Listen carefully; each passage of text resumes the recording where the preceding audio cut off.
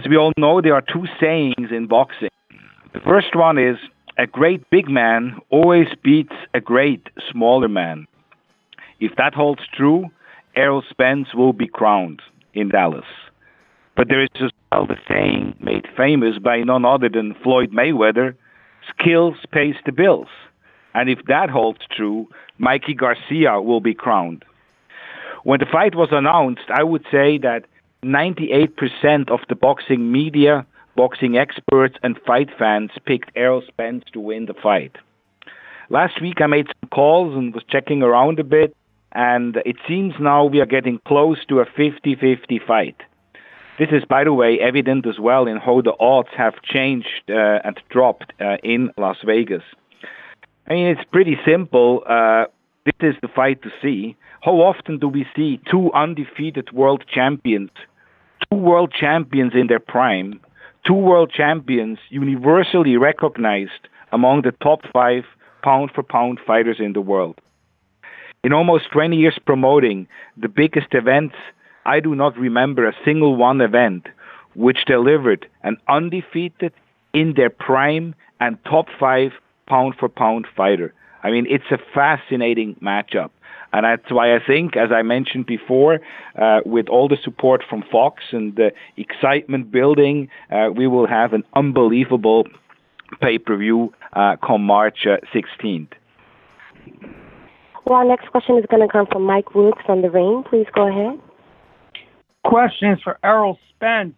Errol, I am curious if you have noted, like Richard Schaefer said, that more and more pundits are seeing that it's possible that Garcia beats you, whereas maybe 90% or so out of the gate said, Spence is going to destroy him. Feels like now it's tightening up, and Richard said that's evident in the odds. Have you noted that? Have you heard more people saying, no, I give Mikey a good chance to beat Errol? And if yes, why do you suppose that is? That's not something I pay attention to, but I mean, in mostly all boxing matches, as we get closer, I mean, the odds tighten up from what I've seen. So, I mean, I can't worry about that. You know, I'll just worry about what my camp thinks and how our preparation is going. And, you know, my focus is 100%. And I'm just ready to put on a great show. So I don't care if the odds change in his favor for all I care. I mean, it's still me and him going to get in the ring and fight. All right, good stuff. Thank you. Did you mute your line? Sorry about that. Yeah, I was on mute. Sorry about that. Anyway, thanks for being on, Errol. So I've been covering your fights for a few years. We're used to hearing you and Derek always boast about your big sparring partners, sparring middleweights, light heavyweights, things like that. Just wondering if you guys took a different approach to this fight, if you fought, aimed for smaller, faster sparring partners, and if there are any you can name specifically. We have added in some lighter sparring, 140-pounders, and guys that fight at my weight class. One of the guys is Ahmad Rashidi, and he's fighting on the card. He's like 5-0 with 5 knockouts. Well, he's pretty much the same height as Mikey Garcia, but I mean, we've been still adding in bigger guys just for the physical approach and just getting good work out of those guys. Okay, thanks a lot. Good luck next week. Thanks. And our next question is going to come from Stephen Mullenhausen from the Sporting News. Please go ahead. Hey, Errol, thank you for taking time out today. It really means a lot. And just really want to ask you, sorry about that. Just wanted to ask you, when, Mikey had been talking about you for a very long time. And when he was first asked, talking about you, what was your inclination about wanting to fight him? At first I didn't really too much care for fighting, to tell you the truth, until, it got to a point where, he started calling me out a lot more, and a lot of the other welterweights pretty much busy, like Sean, Keith Thurman, and Danny Garcia, having, dates lined up. So, and Manny Pacquiao too. So I mean, there was the obvious option for me. And then when I found out that I could be fighting at Cowboy Stadium, then if this fight wasn't proposed to be at stadium, make it fightful, or would you have gone a different? I don't know. I mean, it just depends who's out there for me. But you know, everything happened for a reason. So you know, it's at the Cowboy Stadium. But I don't know what I would have decided if it wouldn't have been at the Cowboy Stadium. You know, Richard was saying at the beginning of the call, the winner could be the pound for pound the best fighter in the world today, considering where you guys both are in the ranking. Do you view the winner, if you do win, if you get by Mikey, who are the best fighter in the world, and it's not Lomachenko and it's not Terrence Crawford? Like I always say, you know, it's not just about winning; it's about, you know, your performance, and you know, you know, it's how you win. So, I mean, if I have like a spectacular one-sided performance, then you know, I do rate myself as pound for pound number one, just the best fighter in the world. Period.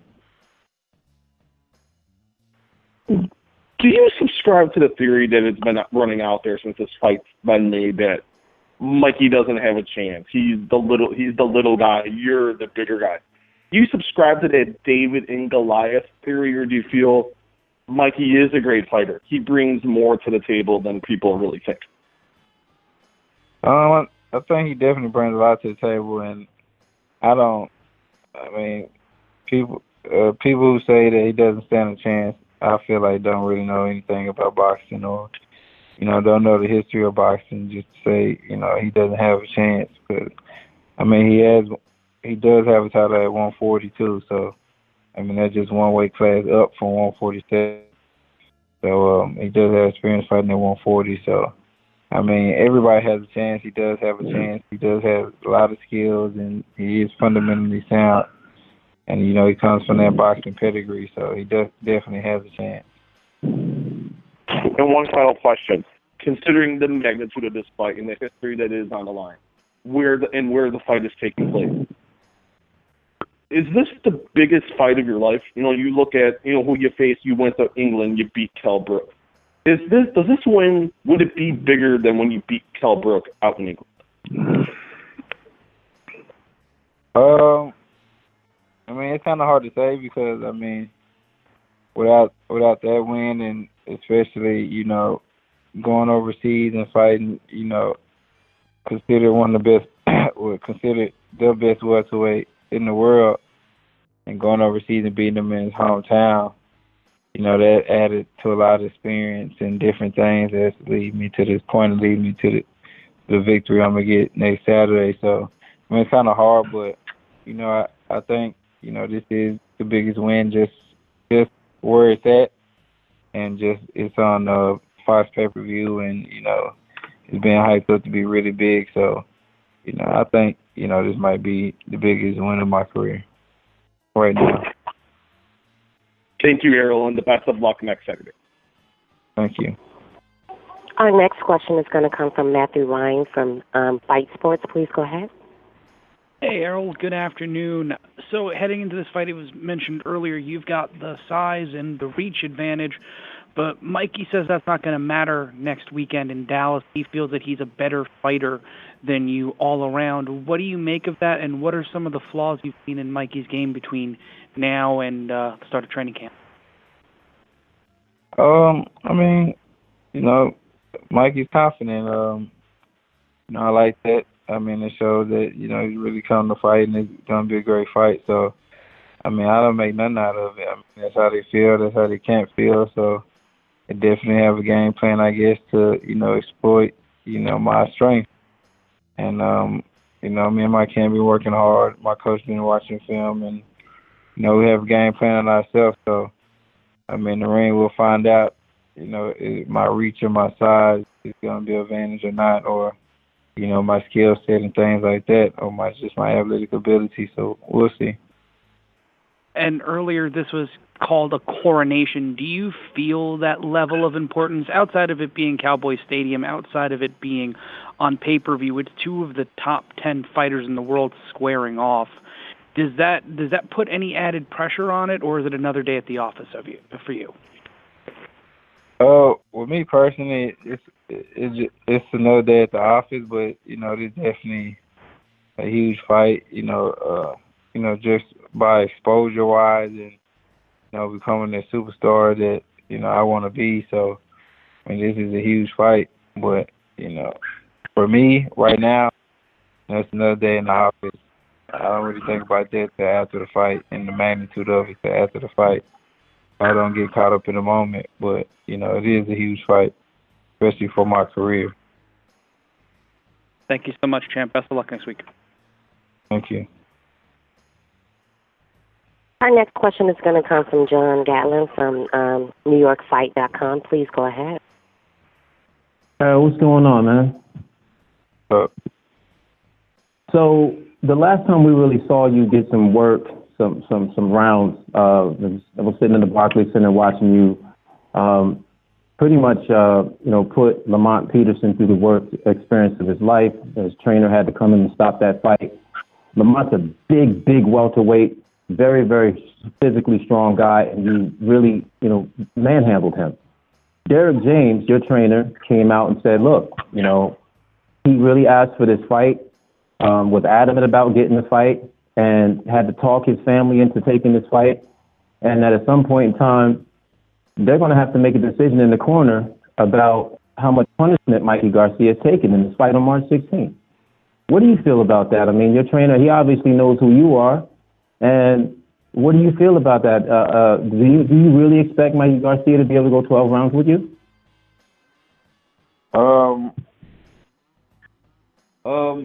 I mean, if he goes 12, he goes. But with me, my mentality is, I train hard for a hard 12-round fight. Because I don't want to, expect.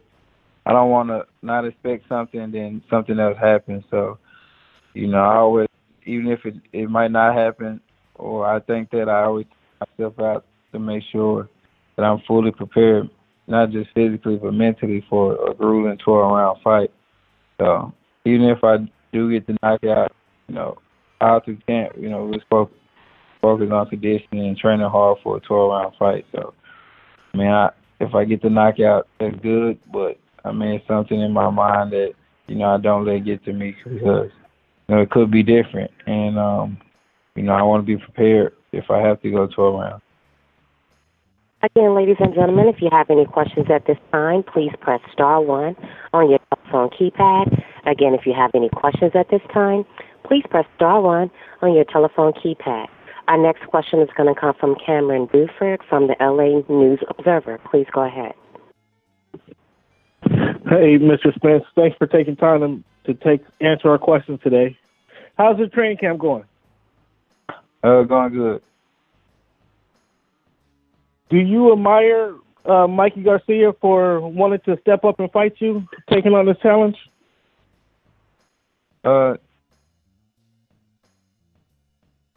Mikey Garcia and his skills and his talent. It's apparent, but other than that, I respect him after the fight, depending on his whole game plan and things like that. So, I definitely respect him for taking the fight and not really rising up to the challenge. He challenged me, but for moving up and taking the fight because I don't know who I would be fighting or where I would be fighting at if he didn't call me out. So, this is a great fight, and the magnitude of the fight is great too because Sean doesn't have. He has a big fight coming up, but it hasn't been publicized that way as a big fight. And he has they say it's a tune-up, but he has a fight, but it's not of any magnitude. Keith Thurman had a fight, but it wasn't of any magnitude.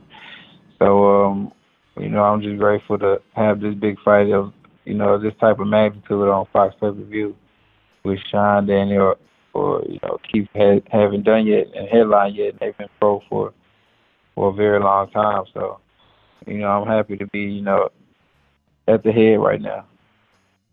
Yeah, that talks about the matchup this is supposed to be. We're all excited about it. Are you just excited to be in this fight as we are to see this fight? I'm definitely excited. I was excited as soon as I found out, where it was going to be at. And, basically it was just an easy fight to make. Mikey wanted to fight, I wanted to fight. And it made sense for it to happen here. I was excited to be fighting at home again, and especially be fighting at the Stadium. Okay, that's pretty cool. What concerns you in your game plan about Mikey Garcia the most? Nothing really. I feel like I done seen every side there is to see. Especially a guy like Mikey Garcia, who's very, traditional, has good footwork, but at the end of the day, he's very traditional. And being from Texas and, and starting at a, all Spanish gym, I'm very familiar with his style and, what he does and things like that. So it's not a style that I'm not used to seeing, and just for all my international experience and, fight guys who try to move around the ring and outpoint you or, come forward and things like that. So, I just feel like, I'll be prepared for anything that he brings to the table. Thanks for answering the questions, man. You mentioned those names before. Are those some of the names or some of the guys you would be looking fighting after you fight Garcia next weekend? Yes, all of them. Okay. We'll be looking forward to that. Thank you for your time, sir. Thank you.